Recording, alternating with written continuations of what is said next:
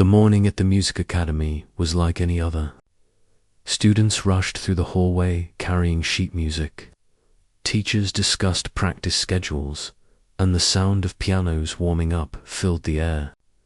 In the middle of all this, a quiet woman walked beside her husband, holding a small bag and looking around softly, almost shyly. She wasn't a student, and she didn't work there.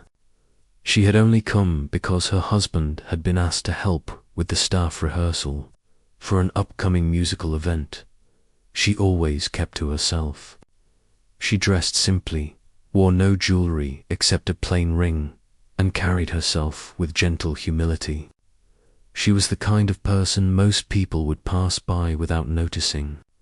Her husband worked hard at the academy, usually staying behind the scenes, assisting teachers with whatever they needed, arranging chairs, organizing music sheets, fixing small equipment issues. He had invited her today only because he didn't want to leave her alone at home, and he thought sitting quietly in the rehearsal room wouldn't bother anyone. But the academy wasn't an ordinary place. It was known for its famous teachers, strict standards, and top-level training. People here valued skill, status, and professional achievements. Someone like her, soft, spoken, modestly dressed, and not connected to the music world, didn't fit into the picture these teachers usually had in mind. When she entered the big rehearsal hall, she quietly chose a seat in the corner. She watched everything with interest, but didn't say a word. A group of senior teachers stood near the grand piano, discussing the performance lineup for the special event. They were all respected experts with years of training. Some had taught in famous schools abroad. They spoke loudly, confidently, almost as if they were on a stage themselves. Her husband stayed busy, carrying boxes of music sheets and arranging stands. The woman sat quietly, her eyes sometimes drifting toward the piano. Every time she looked at it, her face softened, almost like she was looking at something familiar, something she once knew closely. The teachers didn't pay attention to her at first, but after a while, one of them noticed her sitting there. He whispered something to another teacher and smirked. The second teacher looked her up and down and chuckled. They weren't bad people, but they had a habit of judging quickly. In their eyes, she looked so ordinary, so simple, that they assumed she had no connection to music at all. They were practicing a piece that wasn't going well. The students had been struggling, and the teachers were frustrated. One of them finally said, "Honestly, even someone with no training could play this better." Another teacher glanced again at the woman in the corner and said jokingly, "Even she probably could." A few others laughed, shaking their heads. They weren't trying to hurt her, but their tone carried a hint of disrespect, like they believed she didn't belong in such an elite environment. Her husband heard the question and froze. He didn't like how they talked about her, but he didn't want to upset the senior staff. His face reddened slightly, but he stayed silent, wishing the moment would pass. But at DIDN, T.1 of the teachers stepped forward and said loudly, "Why don't we ask her? Madam, do you know anything about piano? Would you like to try?" He said it with a playful tone, but the intention behind the words was clear. He thought she would refuse. He thought she would blush, shake her head, and prove his point that she didn't belong in the room. The other teachers snickered quietly. A few looked at her with amused eyes, waiting for her to panic or politely decline. Her husband's heart sank. He nearly stepped forward to shield her from the unwanted attention, but she gently raised her hand, signaling him not to worry. She took a small breath. She wasn't angry. She wasn't embarrassed. She simply stood up and walked slowly toward the piano. The teacher's smiles faltered. They weren't expecting that. She moved with calmness, almost graceful in her simplicity. She approached the piano like someone greeting an old friend after many years. Her husband watched, confused but curious. He had never seen her sit at a piano since they married. She had mentioned once or twice that she liked music, but she never talked about her past much. She placed her hand gently on the edge of the instrument. Her fingers brushed the polished surface. For a moment, it looked like she was lost in thought maybe, remembering something from another time in her life. One teacher laughed lightly and said, "All right then, show us what you can do." A couple of others exchanged smirks. They expected her to press a few random keys and get embarrassed. They had already prepared their polite smiles, ready to say, "It's okay, nice try," and then move on with their rehearsal. But something happened that none of them saw coming. She pulled out the bench and sat down with quiet confidence. She adjusted her posture like someone who had been taught properly long ago. Her back straightened, her shoulders relaxed, and her fingers hovered over the keys, not stiff, not hesitant, but comfortable, like they belonged there. Her husband felt his breath catch. This was not the posture of someone completely unfamiliar with the piano. This was someone who had lived with music. The room grew strangely silent. A few teachers stopped whispering and watched more closely. One older teacher, who had decades of experience, narrowed his eyes not in suspicion, but in recognition. He could sense something. He had taught hundreds of students. He knew what a natural musician looked like. She touched the keys softly, almost testing their strength and sound. The first note she pressed was not loud or showy. It was gentle, but clear and steady, like the first word in a quiet but meaningful conversation. Someone in the back raised an eyebrow. Another teacher crossed their arms, suddenly more interested. She played another note, and then another. Very slowly, she moved through a simple scales, smooth, even balanced. Her fingers moved with confidence, not fumbling or searching. There was no hesitation in her hand. She knew exactly where each key was. The teacher's smirks started to fade. She looked calm, peaceful, like she had come home. Then her hands settled into position. She took a small breath, closed her eyes for a brief moment, and began to play. The first line of melody floated through the room. It was soft, but it carried something deeper, a kind of warmth and honesty that no one expected. Every head in the room turned toward her. The playful smiles disappeared. Completely her fingers moved with speed and control, flowing naturally across the keys. Not only was she playing correctly, she was playing beautifully. The softness of her touch, the emotion behind each note, the precision in her rhythm, all felt effortless. The older teacher's jaw tightened in surprise. One of the younger teacher's eyes widened.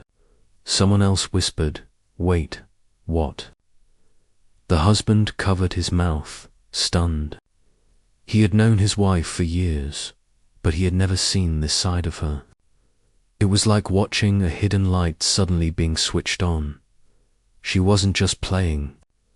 She was telling a story through music, a story she had kept inside for a long time. The simple woman, who moments ago had been mocked, now sat at the grand piano like she belonged there completely. The same teachers who joked about her now stood frozen, unable to look away. The room, once filled with arrogance and noise, now felt like a sacred space, held together by the music she created with her gentle hands, and she continued playing, unaware or perhaps purposefully ignoring how deeply she was, shaking the pride of everyone around her. They had invited her to the piano as a joke, but they didn't realize they had just awakened a talent far greater than they expected. a talent they would soon regret underestimating. The first few notes she played were gentle, almost like a whisper, but that whisper was enough to silence an entire room filled with experienced teachers. Each of them stood still, their eyes focused on the woman they had casually mocked just moments earlier. No one expected beauty from someone who looked so simple. No one imagined skill hidden behind such quiet eyes. Her hands moved with confidence, but not the kind of confidence that comes from showing off. It was the confidence of someone who loved music deeply, someone who had lived with it for years, someone who understood each note like a friend. The melody she played slowly grew fuller, richer, and every second she continued, the room seemed to fall deeper into a kind of spell. Her husband watched in disbelief. He had always known she was gentle, patient, and kind-hearted, but he never knew she carried something like this inside her. It was like seeing a side of her that had been locked away for years, hidden even from him. He felt something tighten in his chest, a mixture of shock, pride, and a bit of sadness that she had never shared this part of herself before. One of the teachers stepped back without meaning to, as if the music pushed him. Another leaned forward, trying to understand what was happening. A young assistant teacher quietly whispered, not taking her eyes off the piano, She's playing at a professional level. But no one answered. Everyone was too stunned. The piece she chose was not simple. It had fast transitions, delicate high notes, deep emotional layers that required skill and heart to express. This was not something a beginner could play. This was not something a casual hobby player could manage. She played like someone trained, like someone who had spent hours and hours practicing, not recently, but long ago. Perhaps in a life she no longer talked about. Her fingers glided across the keys effortlessly. From fast runs to slow emotional phrases, she didn't miss a single note. She didn't look nervous. She didn't look unsure. She looked free in a way she wasn't during regular life. It was as if music was the only place she ever felt fully herself. The older teacher, the strictest one in the academy, slowly approached the piano, watching every movement she made. He had taught many talented students in his life, some who had gone on to win awards. But what he saw in her was different. It wasn't just skill. It was soul. It was expression. It was the kind of connection to music that couldn't be faked or forced. He whispered under his breath, "This is real talent." A few of the teachers lowered their heads in embarrassment, realizing how wrongly they had judged her. Their earlier jokes now felt childish and cruel, but she didn't seem angry at them. Even as she played, her face showed nothing but peace. She reached the final section of the piece, and her hands began to move faster. The melody climbed higher, then dropped into something soft and heartfelt. The room felt emotional, though no one spoke. It was as if she was telling a story through the piano one that didn't need words. Her husband felt tears sting his eyes. He blinked quickly, not wanting anyone to see. He had married her thinking she was a quiet woman who preferred simple things. But now he understood she carried something deeper, something extraordinary. He promised himself in that moment that he would never let her hide her gift again. She reached the final note, holding it gently until it faded into silence. The sound drifted through the room and disappeared, leaving a heavy stillness behind. For a few long seconds, no one clapped. They were all too stunned to even move. Then, slowly, the older teacher brought his hands together and started applauding. His claps were slow at first, but firm. One by one, the others joined. Soon, the entire rehearsal hall filled with applause, loud, sincere, and full of respect. She lifted her hands from the keys and looked down, almost shy again. Her husband rushed to her side, unable to stop smiling. He didn't say anything at first. He just touched her shoulder gently, letting her know he was proud. She looked back. At him, and in her eyes, he saw a mix of relief and gratitude. One of the teachers, the very one who joked earlier, stepped forward. His face was pink with embarrassment. He cleared his throat and said softly, I had no idea. Please forgive my earlier words. I didn't mean to be rude. His voice was quiet, almost nervous, as if he feared she might be angry, but she simply smiled and shook her head. It's all right, she said gently. I'm not offended. Her voice carried a kindness that made the teacher lower his head in shame. They expected someone who could play at such a level to be proud or defensive, but she was just as humble as before. Another teacher approached, asking with genuine curiosity, "Where did you learn to play like that?" His tone held true admiration. She paused for a moment, thinking back.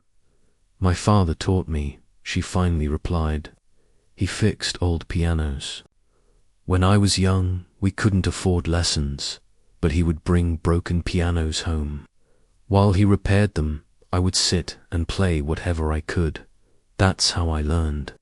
The room grew quiet again, not with shock this time, but with deep respect. They had expected some story about formal training or expensive tutors, but instead, her story was simple, human, and full of heart.